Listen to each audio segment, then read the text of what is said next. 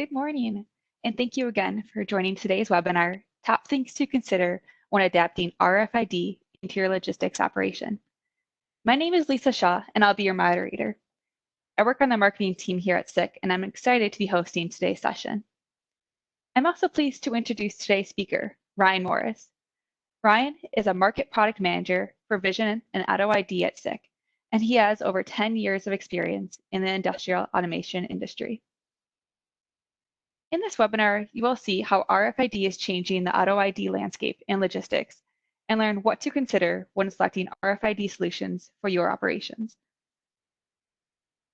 I want to share that a recording of this webinar will be emailed to you following today's presentation. Also, feel free to ask questions at any time during today's webinar by typing your questions into the Q&A section in your control panel, which can be found on the right-hand side. We'll take some time at the end of today's presentation to address as many questions as time allows. Lastly, we will be asking you one poll question, or you can also think of it as a quiz question in today's session, and you can answer them on the right-hand side of your screen as well, right next to the Q&A box. Ryan, I will turn the microphone over to you and let you begin your presentation. Please take it away. All right, thank you, Lisa. I'm Ryan Morris. So I'm Market Product Manager with SICK in the US here. Been with SICK for going on 4 years now. I've been in different roles within the automation space for, again, going on the past 10 years or so. In this webinar, we are mostly going to kind of go in and discuss RFID and RFID solutions, more specifically towards the logistics marketplace. RFID is definitely a growing automation auto identification solution, comparatively to the traditional barcodes and laser-based and image-based barcode readers. RFID is offering kind of a third avenue into a lot of the track and trace solutions, especially in the world that we have today with the I 4.0 and being able to address and send data, across companies and be able to track that information throughout the entire supply chain. Traditional barcodes and labels had some issues, especially around the fact that they get damaged. Direct line of sight was always required. Not able to do any kind of real life modifications on the fly, so being able to write data on the fly was something that typical barcodes aren't able to accomplish. Reading ranges started to get longer. Field of view started to get bigger.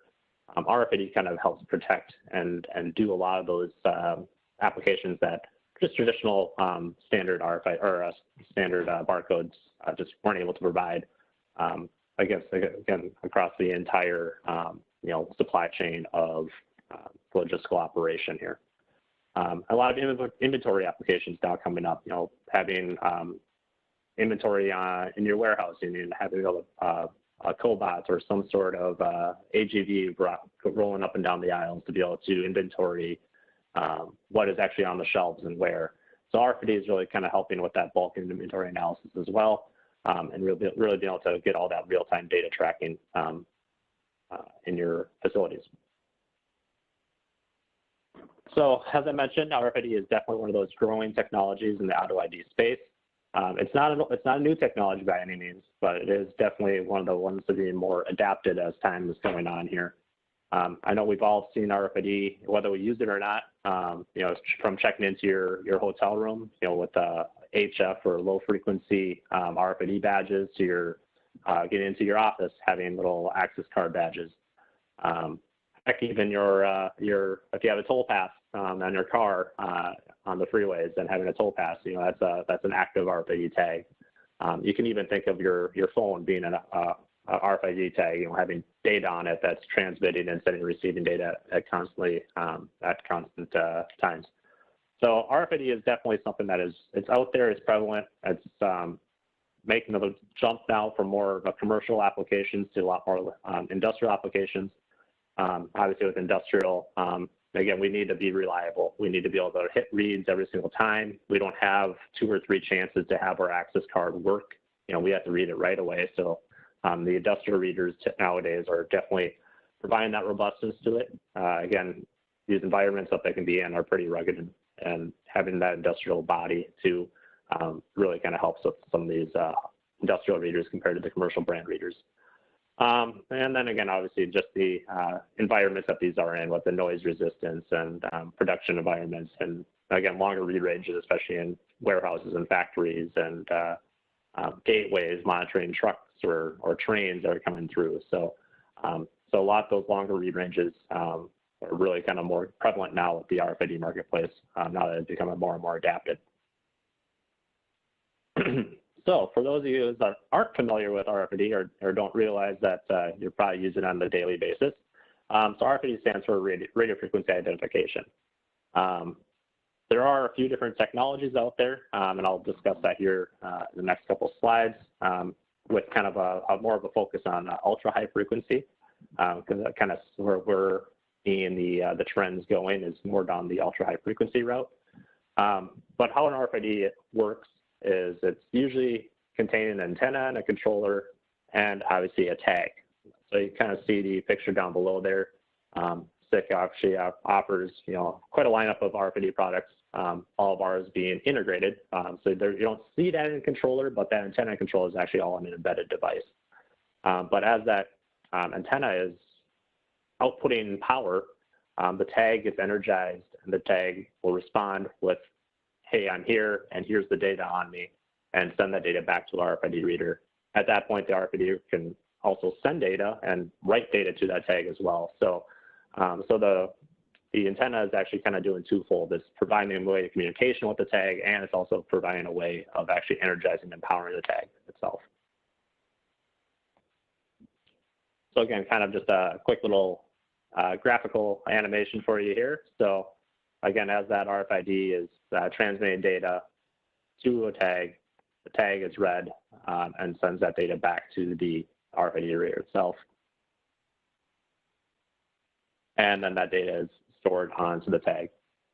And that process can happen, hundreds of thousands of times, million times, is typically the rate of these tags, the amount of data that you can, how many read-write processes you actually do. So these tags will survive quite a few of these processes. The tags themselves are very, you can be very highly specific tags, from high temperature, high memory, a button on your shirt could be a RFID tag.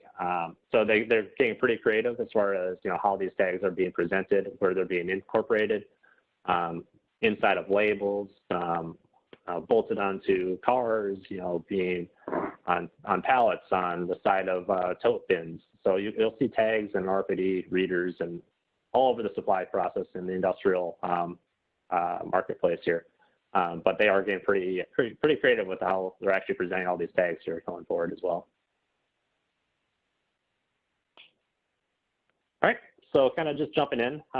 So again, kind of mentioned briefly here. So there is a couple different technologies, specifically that SICK plays in, but they're probably the two main technologies you'll see in the RFID marketplace, and that'd be high frequency tags and ultra high frequency. And we'll kind of discuss the two different technologies here briefly, kind of the pros and cons to each one, and kind of, just kind of how each technology actually works. The RFID in general, it still kind of have the same principle as far as transmit data, send data back, but how that's actually happening is a little different between those two different technologies. So we'll kind of discuss that here going forward. So once you actually have an application, what do you need to consider when you have an RFID application? A lot of the questions are actually going to be very, very similar to any kind of standard barcode application. What are the requirements I need? What are the read ranges? What are the field of views that I need? What's the speed of the operation? Standards, typically most everything's standard driven anyway. Product, again, is that an HF type of product, a UHF product? Maybe barcode or image-based code reading is the way to go. Integration, again, pretty standard as far as how you want to integrate the devices, but how do you want to get that data outputted back into your ERP system? Again, the transponder selection, what's going to be best suitable for the application? Is it going to be high temperature? Is it on metal type of transponder? What kind of read ranges do I need to get out of it? Even though the devices have a,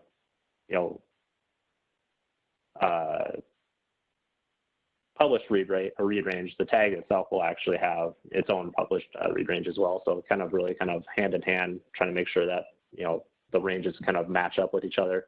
Again, and that frequency, HF versus UHF. So we'll kind of get into that here now. So just kind of getting into the different technologies. Obviously, we have the same optical, laser-based, or camera-based IDs, your traditional 1D and 2D codes. Very robust, very prevalent in the market, obviously.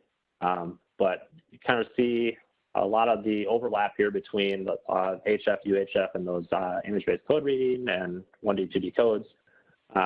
About the down in this direct line of sight area, that's where you start to see the differentiation between UHF and RFID versus traditional 1D and 2D image-based code reading.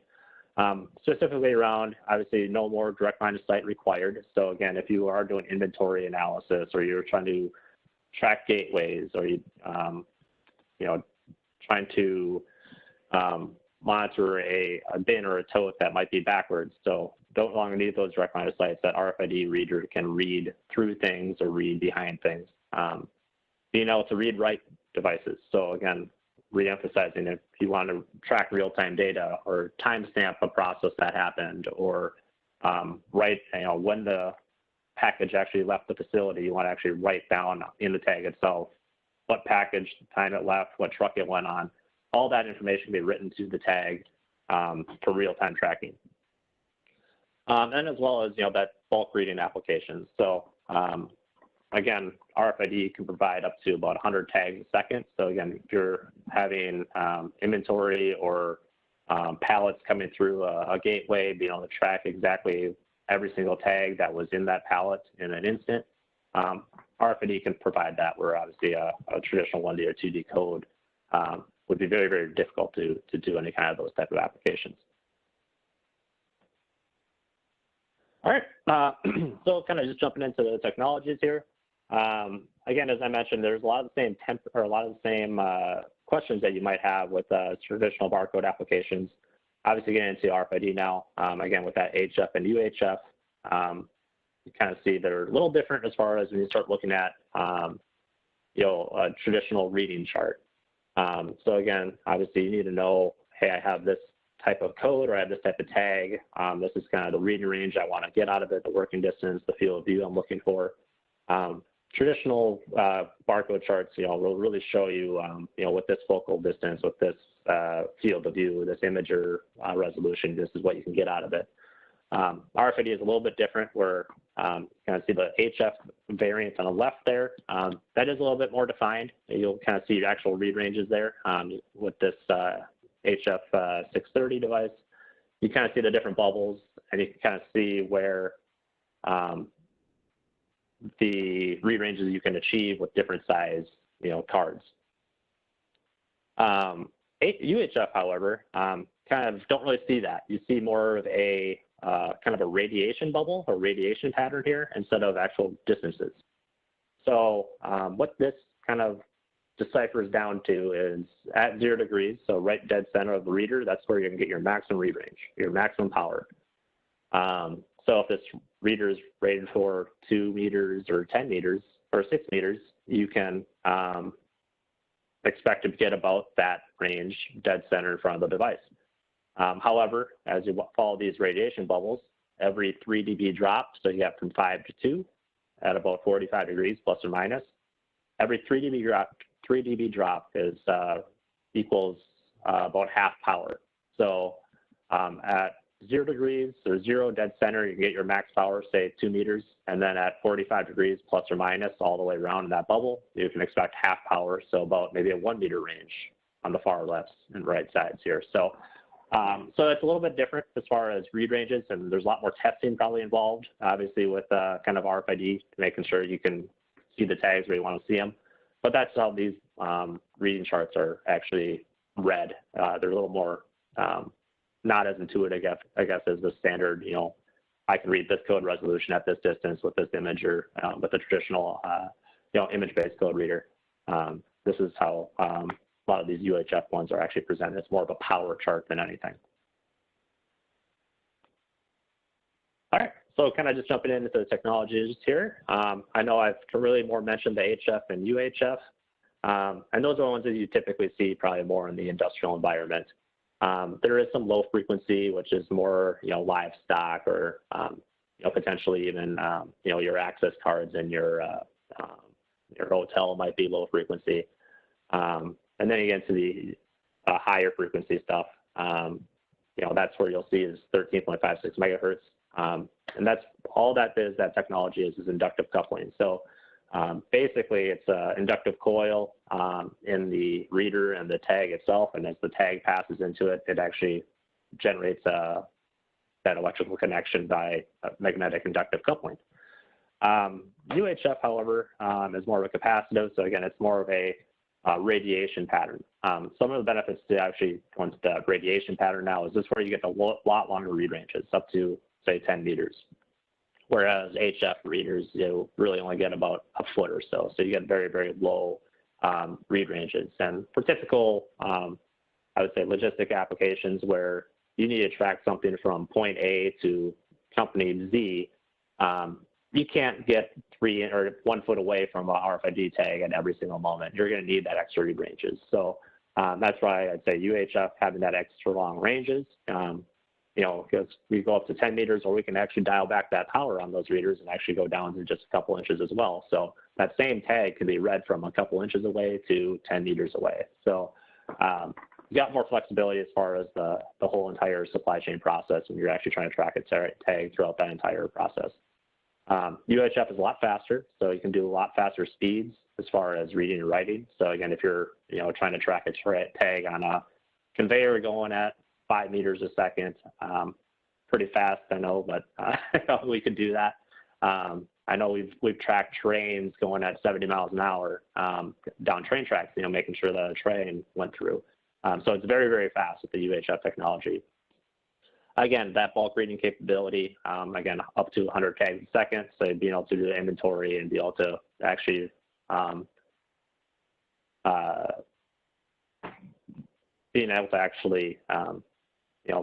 do large bulk reading applications on the fly, whereas HF would not allow for that.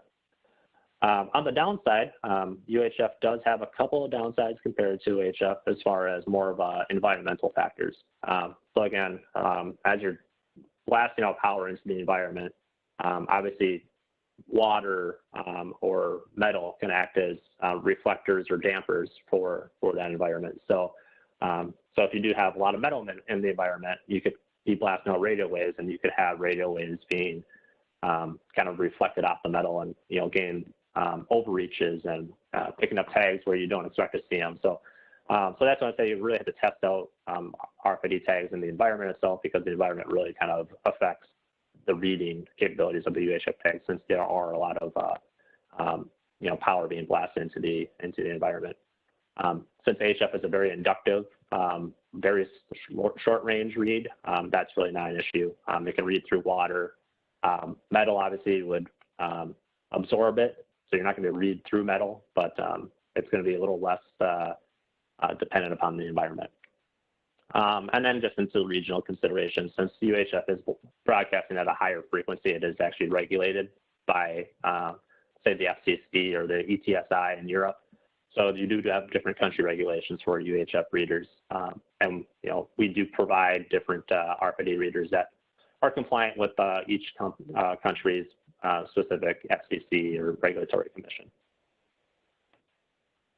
So kind of just jumping into the physical concept here again. So again, these are that inductive coupling that I mentioned with the HF. So you can kind of see it's got that magnetic field. So it's a very defined magnetic field, very short range. So again, that foot range and less.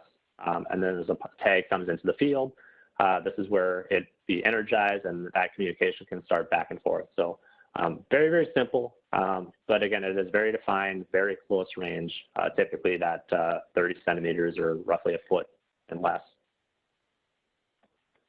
Getting into the UHF. So again, as I mentioned, it's blasting out a power bubble now at this point. So you're not really tied to that defined field that the HF readers will give you.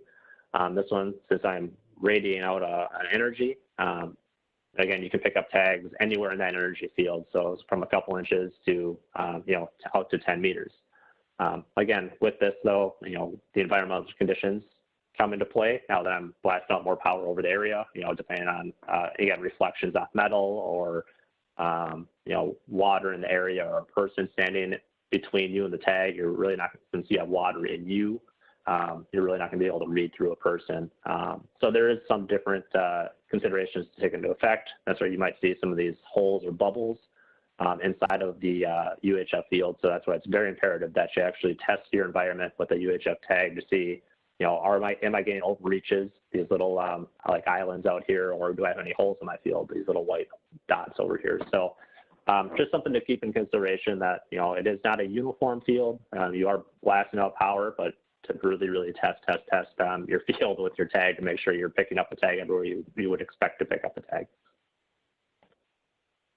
And then, as I mentioned, those countries of operation here too. So UHF is more regulated, I guess, since it is broadcasting more of a higher frequency. So that is something to keep in consideration, whereas HF doesn't have that regulatory, since it is very short range, so that can be used worldwide.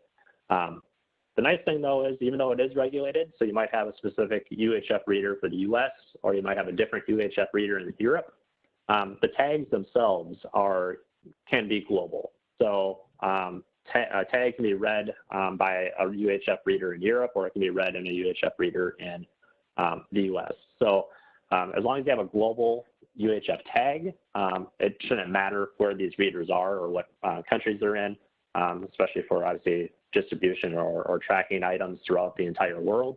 Those tags themselves will be able to read by worldwide. It's just the readers are country specific. So even though the readers are country specific, you can still read them worldwide. So really not too big of a headache, but just something to get in consideration, especially if you are speccing out specific readers for country A or country B, just to make sure that you are supplying the right reader for each country.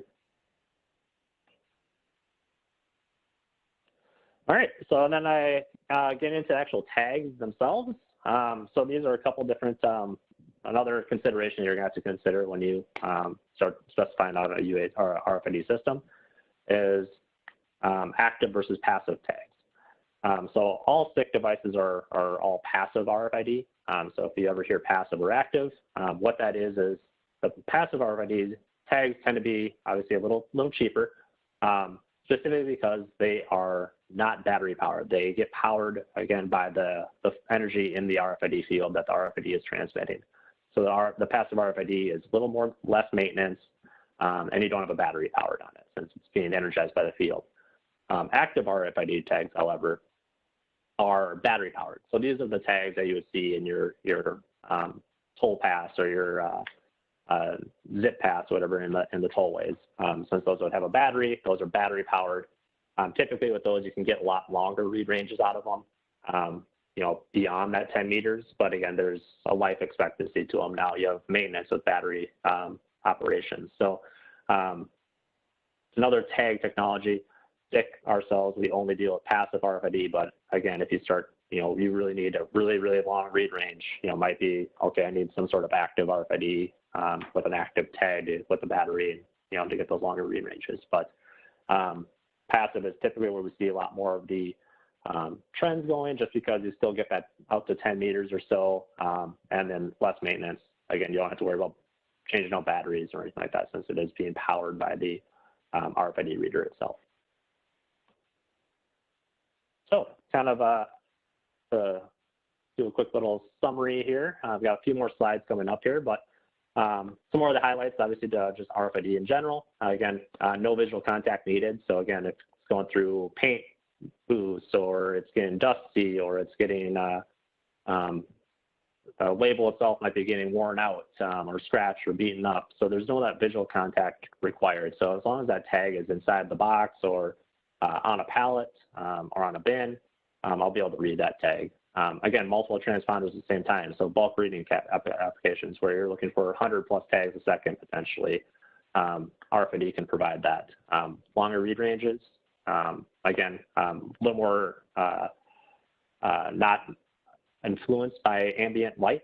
So again, obviously that's a consideration when you're starting talking about just traditional barcode applications, having to shroud out areas or having special lighting to pull out the contrast. RFID definitely won't have those requirements. Rewritable transponders, so that's another big one. Obviously, if you want to write data on the fly, real-time data, again, when did this package leave, what time, what bus, what line did it come off of, that can all be written directly to the tag itself on the fly, timestamps, what have you. And then global data standards. So something I didn't mention here previously, so with the global data standards, I mention that now because I'm talking about UHF here. So UHF is globally driven with a lot of standards behind it. So what that means is, as long as it's a UHF tag, any UHF reader will read it. That's just a really big thing because you don't want to have to specify manufacturer A for reader and then try to figure out a tag that works with that manufacturer. So with UHF, it is global standard. So again, UHF tags can be read by UHF readers no matter who they are.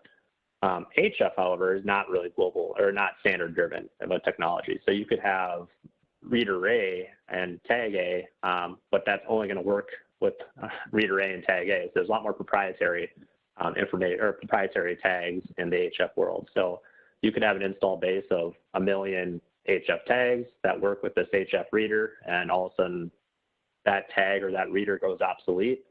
Everything needs to be replaced. So there is a lot more proprietary, tag A cannot be read by every single reader. Just something to keep into consideration. So there's a lot more, making sure that your reader can actually read that specific tag, since there is no standards driven around the tags themselves. So there is a lot more proprietary tags and readers in the HF world. And then we do one extra feature is direction detection. So I know I've mentioned gateways, being able to track items coming through or coming in and out of a bay or a door. We do actually have an RFID device as well called the RFID 650, which is basically 2 dual antennas internal to it. So not only am I tracking tags at 10 meters, but I can, since I have that 2 antennas inside the device itself, I can actually give you directional information. So was that tag coming in of a dock door, or was it going out of a dock door? So I get that tracking directional information now too. So, or tooling halls, or just the flow of the entire process. Was it going left or was it going right? The RFID 650 can provide that directional information as well. So that's obviously not something that a traditional HF tag can do. You're really just reading the information and send in, but I don't know directional information. And then just kind of recap there. Again, multi-tag solutions, larger reading fields, and bulk reading capabilities with the HF, and everything in motion too at that point. Whereas HF readers are single tag solutions, well-defined field, and typically best performance is going to be read at rest, which is not really typical for a lot of these logistic applications where you're going to be able to read something at rest all the time. And then just finally highlight here too, kind of more of that Industry 4.0 pitch here, where UHF really provides that access to just a lot more data. It's more of an open loop process. So tracking an item from conception to tracking it through the facility, from company A to company B to country A to country Z. So being able to track and really provide a lot of data throughout the entire process, no matter where it is. Whereas HF, again, since it's very close range reads, it's very more of a closed loop process. So you're just tracking things, maybe down a conveyor.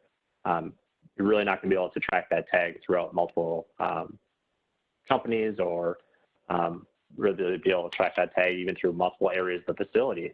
Even you'd really have to get that really close range read to it. So it's more of a closed loop process than UHF, where UHF really provides that flexibility to be able to read throughout the process, from close to long, but also from company A to company Z, and be able to write a lot of data on the fly. So you really provide that more Industry 4.0 capability with the UHF readers.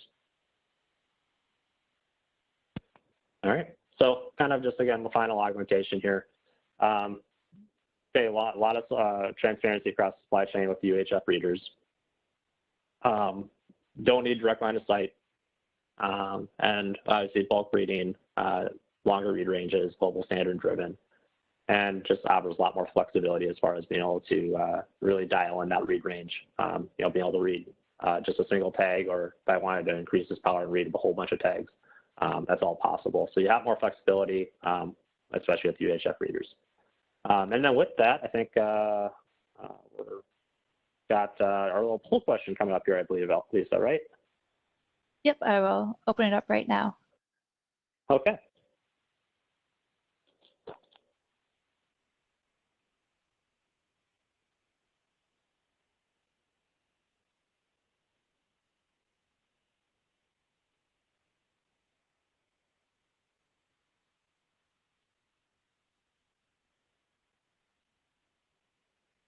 All right, and then while you guys are taking that quick poll, hopefully we can just do a couple little multitasking here to finish off here. I know we're probably a little ahead of schedule, so that's good.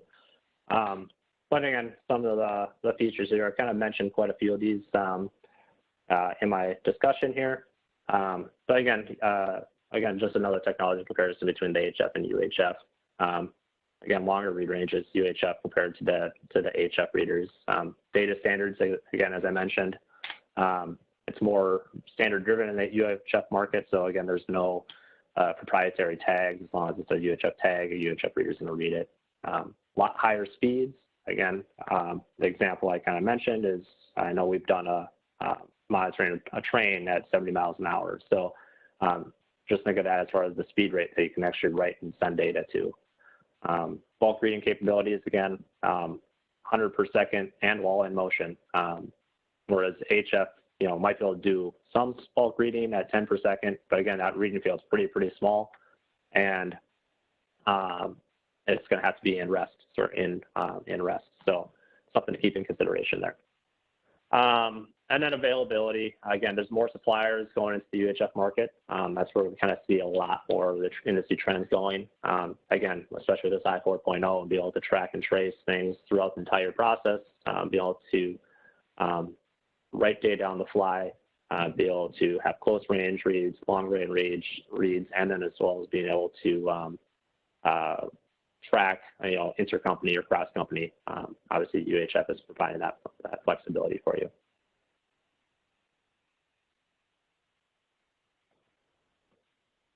All right, and then just kind of finish up here. Just some of the target applications, specifically in the logistics market that we're seeing quite often. Again, a lot of tote reading, and a lot of reusable dunnage, I should say, at that point too. So from storage conveyor, from pallet ID and tote ID.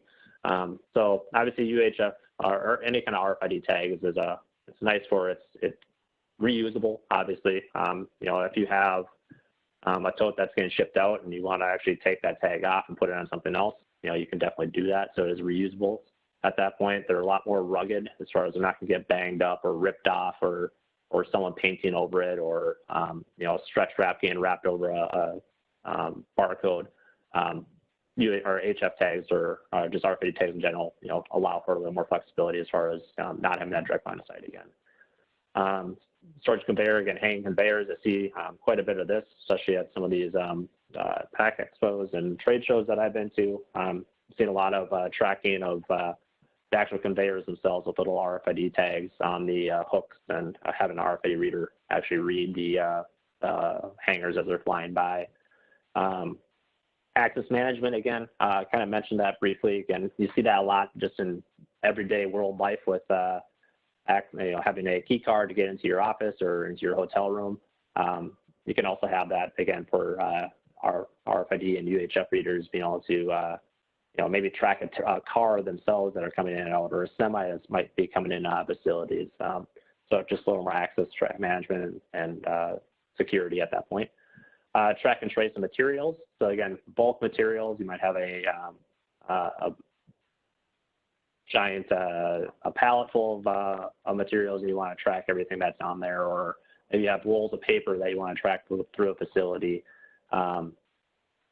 embedded with the tag inside maybe the roll or the core of that material. You can really track that material throughout the entire process now. Maybe track to see how long it's been in operation, or how much material is left on the roll itself. So being able to do a lot more of that real-time tracking of material, and as well as AGB, AGC. So we see a lot with guidance applications. So whether it's RFID tags embedded in the floor, and you have a RFID reader reading the tags and getting directional information or control information from the tags. So AGB drives over a tag and says, take a left. You could have guidance control with RFID. Also for AGCs, load identification. So having a little RFID reader, on top of the AGC, and as a pallet or as an item comes onto it, actually identifying that the load is the proper load, and move on to the next process. So a lot of AGC, AGB applications. I also see this quite a bit for inventory control, again, where you're might be driving a AGC or GB down a warehouse and just trying to inventory product that might be on the shelves. So you can see a lot of different applications just in the logistics warehousing marketplace. And then just kind of a highlight here, again, just some tote and pallet tracking applications. Again, since these tags are reusable, totes and dunnage are usually reusable, but maybe you want to track that pallet actually made it into a facility. So you say you ship pallet A, and customer Z says, I never received it. Being able to track that pallet once it's outbound, and maybe even track it once it's coming inbound as well. So being able to track the actual physical location of those pallets as they're going throughout the facility. And you can see where, the devices are getting quite small here too, so you can see them embedded into the rollers here, or going to a simple side read here as well. So a lot of different applications.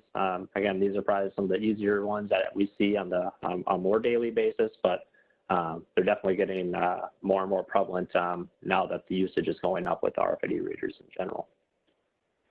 And that's all I had for you today. So looks like we're about 15 minutes early here, so I guess we'll open up for if there's any questions here.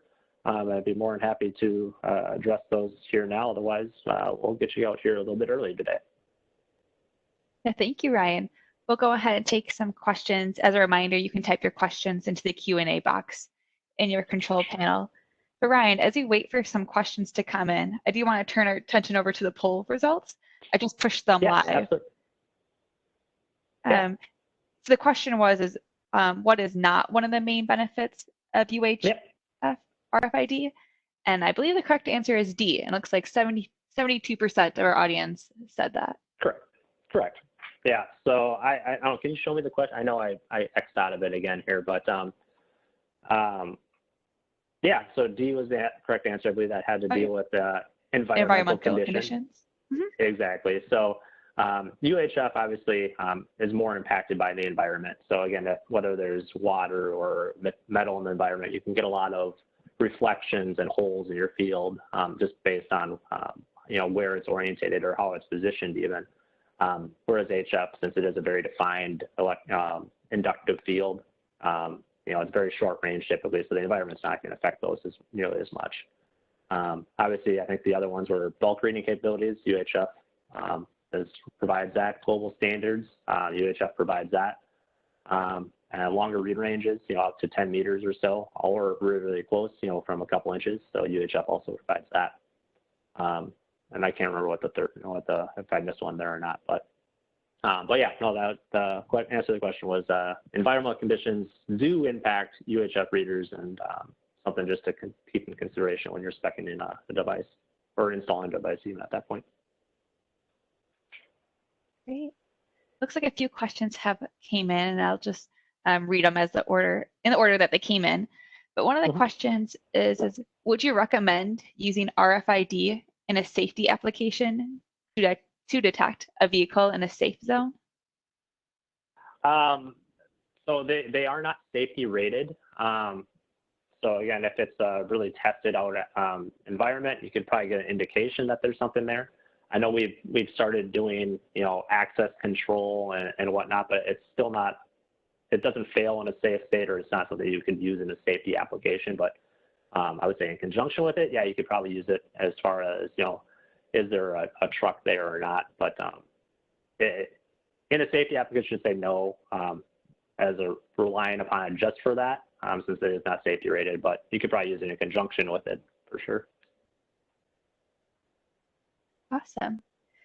The next question comes from Peter, and he asks, why do I want to write data to a tag rather than to a central database that is accessible to everybody?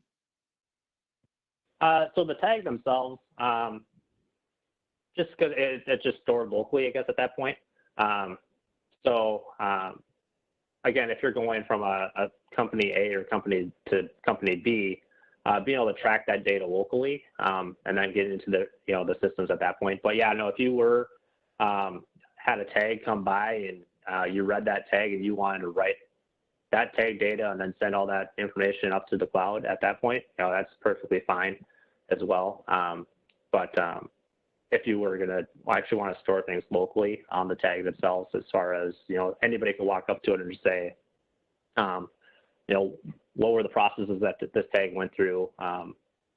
You can store all that data locally, but no, you could absolutely, I'd say 90% of applications are probably read-only applications, where they just want to read that data and they do whatever they want with that. I'd say the other 10% might be actual write applications. So read applications are definitely more prevalent, where write applications obviously take a little bit more power, a little more time.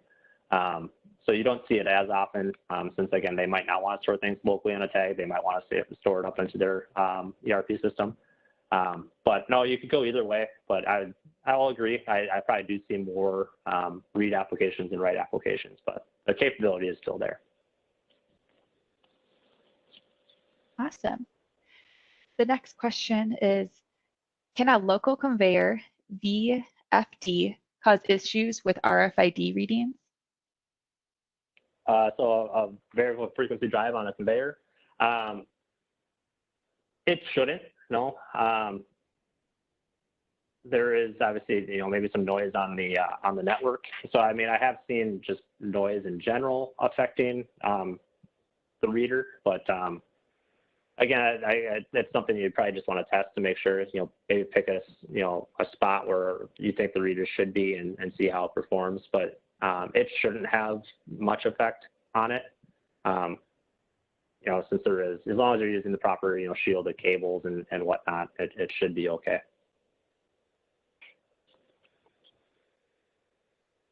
The next question comes from Stephen, and he says, do the readers have GPS ability to find an item in a warehouse?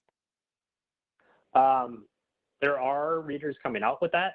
So our UHF readers do not. You might start hearing this term ultra wideband, which is a different type of RFID technology. So it's even higher frequencies than the UHF readers. And those ultra high band tags, those they kind of do more triangulation. So they're kind of pinpointing exactly where those tags are. Those would be more active tags at that point too, to have any kind of GPS monitoring in a location. So there is, and that's more of a, I guess, internal to a warehouse. So if you want to actually track tags externally over GPS as well, so SICK does offer a couple of different gateways that provide, kind of GPS capabilities, with like a TDC. It's for asset monitoring, like maybe trying to monitor a tag, or a truck, over a cornfield in Nebraska or something like that. So we do have different devices that would provide that GPS capabilities. Or you could have a RFID reader, read tags remotely on the field and transmit that data to that device to transmit GPS coordinates at that point. But by default, no, but there are some workarounds, I'd say, that we have available to us. But I'd say the more prevalent one that we're seeing come up is more this ultra wideband inside of facilities to be able to, pinpoint where a package might be throughout an entire facility. So there's some technologies out there, but they're a little newer at this point. Excellent. The next question is, could UHF readers also be used as inbound and outbound gate readers? Last time when I checked, there was some objection that tag has to be oriented right, and the field they're reading has to face the reader. Yeah. So all the SICK readers are circular antennas. So the antenna can be read in pretty much any single orientation out there. So there is linear antennas that would have that issue where the tag or the antenna has to be oriented in a proper position for it to be read. That's where you have also readers at different angles trying to read a tag. As long as the reader's got a circular antenna, which the SICK RFID readers do have, a tag can be read in most every single orientation that reader or that tag is presented. We still do provide, gateways that might have, obviously antennas on the left and right side and top side. And that's just more for making sure that you get 100% coverage. You don't say there was a tag laying on top of another tag, that can obviously be an issue. Or maybe there was a piece of metal in there that was blocking a tag from one reader, and the second reader was able to read it. So it's more for 100% coverage orientation that we see now, but with a single RFID reader like a RFID 650, since it does have circular antennas designed into it, it could read a tag in any orientation and then provide the inbound and outbound information as well. So antenna design is probably the big part to that one, is whether it's a circular or linear antenna, and SICK provides circular antennas. So again, they would be read in an orientation. Awesome. And Glenn asks, are there solutions for holes, liquids, and metals? I'm sorry, what was that again, Lisa? Glenn just wrote solutions for holes, liquids, and metals with a question mark. I was going to let you interpret it however you wanted to. Oh, solutions for holes, liquids, and metals. Okay, I get it now. So for UHF, so obviously there can be holes in the field, metal, and then liquids, obviously dampening the effects. Really, the only solutions that I have is with the holes themselves. Those are typically created with kind of reflections that might happen, or you might have multiple readers that are kind of pointing at each other that are creating a hole. So I'd say more antenna setup, making sure it's orientated in the correct direction. Liquids, unfortunately, we'll never be able to read through a liquid, so that'd just be multiple RFID readers to try to get more of a coverage area. And then reflections in metal. So the nice thing about that is we can actually control the power of the RFID reader itself. So any kind of overreaches, we can dial back that power. The tags themselves have a return signal strength indicator, so we have filters available that would be able to filter out any kind of overreaches or tags that we know are not supposed to be read.